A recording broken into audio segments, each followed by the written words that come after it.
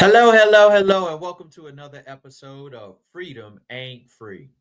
Have you ever actually wondered what's a good return versus a bad return on your 401k or your IRA investments?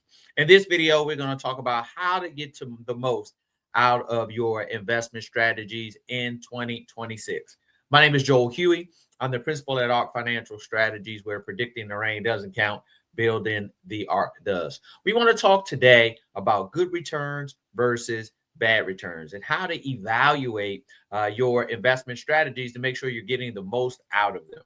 We're going to give you some tips and some ways to be able to read your statements and understand what you're doing in this investment strategy so you can make sure that you maximize your return, best return for this calendar year. Now, you probably noticed lots of information going around about where we are in the economy. The market's at its highest point. You looked at the national debt is at its highest point. We're making over $1 trillion a year in interest payments alone. You looked at the currency issues that's going on with the fluctuations in the dollar. We've studied and looked at and we've talked about what's going on with alternative currencies and how to protect and balance ourselves. But we wanted to share with you today how to look at your biggest asset and how to evaluate it and make the best decisions for yourself. So a couple of tips we're going to jump in and give to you on today. First thing we want you to know is what's referred to as the rule of 72. The rule of 72 simply tells you how long is it going to take for my money to double. About $100,000 in my 401k. How long is it going to take before that 100,000 becomes 200,000? Simple rule of 72 math will help you to understand how to answer that question.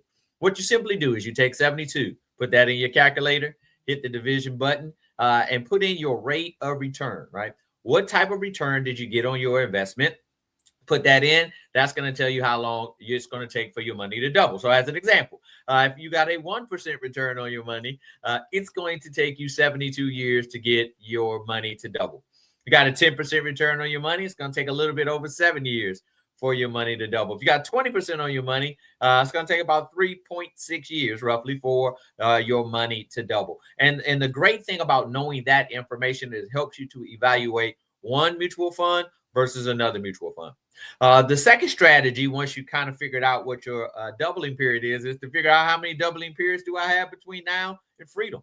Right. If I want to be financially free in 10 years, if I want to be financially free in 20 years, how many doubling periods do I have between now and then based upon the return that I'm currently getting? Here at the Freedom Ain't Free channel and ARC Financial Strategies, we teach our clients that you need to build out a $2 million portfolio.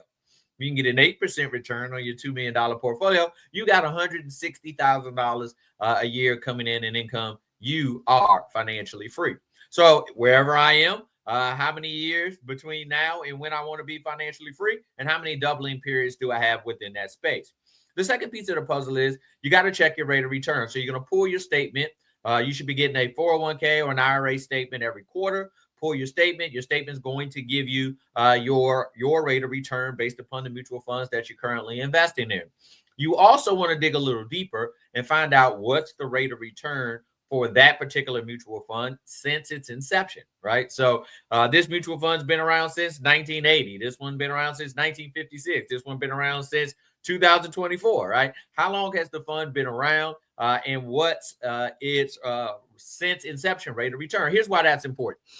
If the fund's only been around for 2 or 3 years, it's not a real good measuring rod. It's not a real good long-term view of what this fund may potentially do over the course of your freedom period, right? So the fund's a little bit older. You got a better idea of how it's performed over a long period of time. And you can pretty much figure that the fund managers are going to continue along that same pattern. Now, they're going to be ups, they're going to be downs throughout the process, but overall, this fund's performance since it's been in existence, has yielded you this rate of return. And if it fits within your freedom period time frame, that's a good place for you to have your money in that particular fund. You also want to evaluate the fees that are involved in the fund.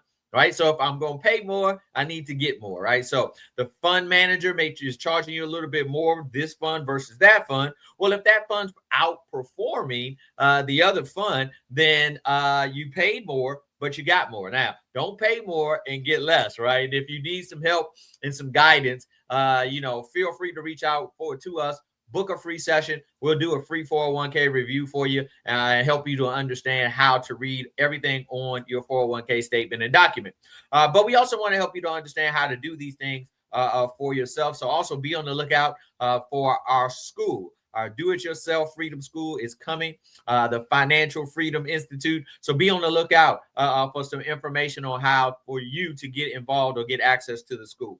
The next thing you want to do in evaluating that fund is look at the top 10 holdings. What are the top holdings, the top 10 companies that this particular fund is investing my money in, right? And first and foremost, make sure it's investing your money in some area that you are comfortable with.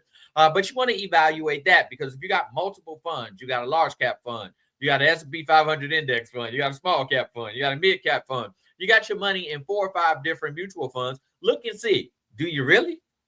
Or is your money really in the same place under a different name, right? And so you want to make an evaluation, look at that closely. That's going to help you to understand exactly the whether or not this particular strategy is going to get you where you want to go. Typically, within your 401k and most IRA scenarios, you're going to have a certain number of mutual funds that you are evaluating. There are thousands of funds that are available, but your particular employer or your particular advisor may be only showing you a small sample of funds just to make things simple and easy for you to understand. But what you want to do is evaluate each of the offerings, making sure that you're going to be able to get the doubling periods that you need in order to be successful. Now, how do you know a good return from a bad return? Simply, right? If your doubling period in this fund was shorter than your doubling period in that fund, then that fund is actually a better return than the other fund. Second thing you want to evaluate, right? You may have just glanced at your statement and you saw that you were up 16% last year. You were like, oh, 16% feels pretty good to me. Well, if you look at all of the options that were available to you, there may have been a fund that was available to you that returned 22% or 24%, right? No fund is going to be able to guarantee you performance year after year. But if you learn how to read your statement, you learn how to understand your doubling periods, you can look at the fund options that you have and you can make the moves yourself. You can also probably reach out to your 401k provider and they will introduce you or assign you to an advisor, or, your IRA provider, you'll have an advisor there. If you do not have an advisor, you can click on the link below. We'd be glad to set up a free consultation with you and walk you through how ARC Financial Strategies can help you in that space. The last piece of the puzzle I want to share with you about a good return versus a bad return, right? Is risk. If you're out there chasing returns, understand that you're out there chasing risk. The more risk you take on, yes, the more reward you can get, but the more risk you take on also, right, the greater your loss. Now, depending on when you're looking to retire or when you want to be financially free dictates what type of risk window that you can have. If my window to get free is 15 or 20 years from now, and I take a loss next year, I have enough time to recover from that down year. If my window is shorter, if I'm trying to be financially free in 5 years, if I'm trying to be financially free in 10 years, right? My window is shorter, then I've got to evaluate the ideas or the concepts that are kind of going along with that risk that I'm trying to take on. Maybe not a good idea to chase that greater return because there's also a greater opportunity for loss. Now, understanding your 401k strategy, for the most part, you have your money. You're going to have the employer match the part of the money your employer gave you, plus your returns or your losses. So if your employer is matching, you're putting in 4%, they're putting in 4%, right? And you lose half of your portfolio, you lost the half that the company put in for you. You still haven't got down to losing any of your own money. So understand, it's probably the best place for you to take on that additional amount of risk because you already have a buffer. You already doubled your money, right? So my $1 became $2. I invested those $2 and then I have my market gains on top of that. So evaluating a good return versus a bad return, I've got to make sure that I understand what was the opportunity, what was the what were my best chances of getting gains that year, and then I can determine, okay, does that fit within my window using the rule of 72? Does that fit within my risk tolerance? Does that fit within my fee structure? Are all of these pieces of the puzzles in line? And if so, that's the fund for you. Typically, you're going to find your funds broken up into a couple of categories. You're going to find your equities. So that's where you're investing in stocks. So you're investing in a mutual fund that's investing in individual stocks. You're also going to find some bonds. So bonds are loans to a company. So you're going to find some mutual funds that are investing in bonds. Bonds loan money to the government. Bonds loan money to companies. And then you're going to find something that's usually referred to as a target date fund. A target date fund is a combination of stocks and bonds. Those funds are designed to offer you what the industry refers to as diversification. If you really want to know what diversification is, check out my video that I did a few weeks ago. But the industry calls that diversification because you have stock and a bond kind of put together. What does that mean? That means I got some equities that are kind of moving up and down kind of aggressively, and I got some bonds that are moving. And so when stocks go down, bonds go up. A target date fund is a combination of the two, and it's set on a clock. Every year, it moves a little bit of your stock over to the bonds. The thought process behind that is as you get older, you want to take on less and less risk.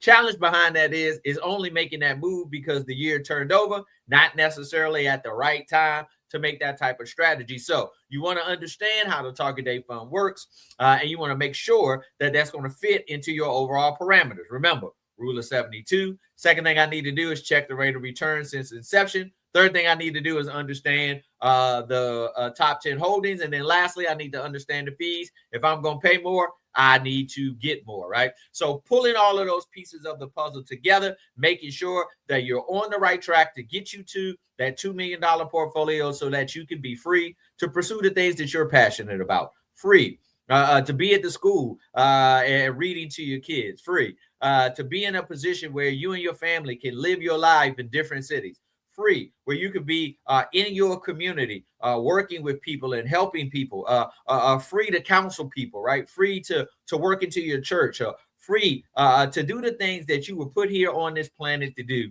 and to pursue the things that you were passionate about. Maybe you got some music inside of you that you need to get out. Maybe you got some art inside of you that you need to get out. Maybe you got some poetry inside of you that you need to get out. And because you're bogged down with 50-hour work weeks and 60-hour work weeks, you don't have time to pursue the things that you want to do. We want to help you to escape from the rat race by learning how to not live on your labor, learning how to live on your assets. And if you can get you the best returns that are possible within each calendar year, you can build yourself out a solid portfolio that you can live off the interest on your assets year after year after year.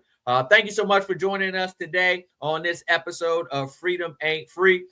We want to encourage you, check out all of the resources. There's some great books on the page as well. That's going to give you all the information that you need to get the wisdom, knowledge, and understanding on how to get financially free. We'll see you on our next episode.